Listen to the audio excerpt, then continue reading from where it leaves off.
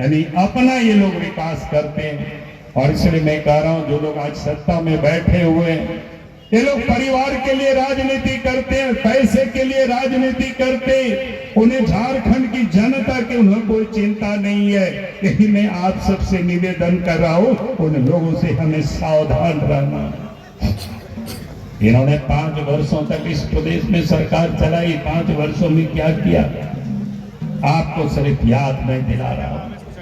5 वर्षों तक इस राज्य की जनता को इन्होंने ठगा है। 5 वर्षों तक इस झारखंड को इन लोगों ने लूटा है। 5 वर्षों तक झारखंड की जनता को इन लोगों ने कैसे ठगा, एक एक करके मैं 2-4 घटना बताता हूं। अरे भाई, थोड़ा देर कह रहा था, जब हेमंत सोरेन जी पिछले बार चुनाव लड़ रहे थे, जेमेन तो कह रहा था क्या गरीबों को हम साल में 72,000 रुपया देंगे।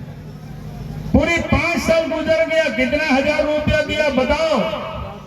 कहीं भी किसी को नियत नहीं दिया। भाई आपने कहा था कि 5,000 रुपया में 72,000 रुपया साल में देंगे गरीबों को। अरे कुछ लोगों को तो दे देते, 72,000 ही लोगों को देते, लेकिन वो भी नहीं काम किया। इन्होंने क्या किया था, मां बहनों से कहा था हमारी सरकार बना दीजिए, हम महीना में 2,000 रुपया चूल्हा खर्च देंगे, लेकिन उन्होंने कोई चूल्हा खर्च दिया नहीं। इन्होंने ये कहा था जो विधवा है, जो दिव्यांग है, जो विकलांग है, वृद्ध है, कहा था हमारी सरकार बना दीजिए। उनको क्या कहा था कि 2,500 रुपया पेंशन देंगे। लड़कियों से उन्होंने कहा था कि लड़कियों की जब शादी होगी सोने की सिक्का देंगे। हमने कहा हेमंत सोरेन जी, अब सोने की सिक्का नहीं दिए तो कम से कम तांबा का भी सिक्का दे देते, तब भी लोग मान जाते। अब सबको इन्होंने ठगा, गरीबों को ठगा, मां बहनों को ठगा, लड़कियों को ठगा, नौजवानों को भी ठगा। नौजवानों को क्या कहा था, वो भी बाबूजी का कसम खाया था। जो व्यक्ति बाबूजी का कसम खा करके कसम को नहीं पूरा करता है तो छत्तीसगढ़ का बजट झारखंड के बजट से 1.5 गुना ज्यादा हो गया है। आपसे बताना चाहता हूं कि झारखंड में संसाधन ज्यादा है, लेकिन बजट छत्तीसगढ़ का ज्यादा हो गया है। कारण है भारतीय जनता पार्टी की स्थायी सरकार छत्तीसगढ़ में बनी और समूचा छत्तीसगढ़ विकास के मार्ग पर सरपट दौड़ गया।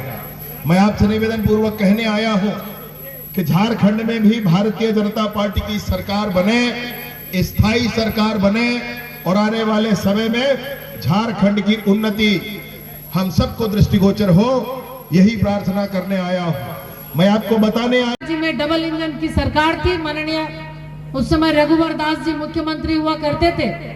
तो डबल इंजन की सरकार ने इस प्रदेश के अंदर एक लंबी लकीर उन्होंने भी खींचने का काम किया और राज्य के अंदर चाहे वो विधि व्यवस्था की बात हो, 24 घंटे बिजली देने की बात हो, रोजगार की बात हो, निवेश करने की बात हो, हर एक क्षेत्र में या हमारे युवा भाइयों को, युवा साथियों को नौकरी देने की बात हो, हर क्षेत्र में उन्होंने भारत सरकार के साथ मिलकर डबल इंजन की सरकार ने राज्य को विकास के क्षेत्र में पूरे देश के मानचित्र पे बहुत आगे ले जाने का काम किया। साथियों, विगत 5 वर्षों से हम सब देख रहे हैं कि इस 5 वर्षों में जो ये गठबंधन की सरकार है, ये ठगबंधन की सरकार है, इस सरकार के द्वारा हमारी महिलाओं को, हमारी बहनों को छलने का काम किया गया। इस ठगबंधन के द्वारा हमारे भाइयों को ठगने का काम किया, किसानों को ठगने का काम किया, गरीबों को ठगने का काम किया।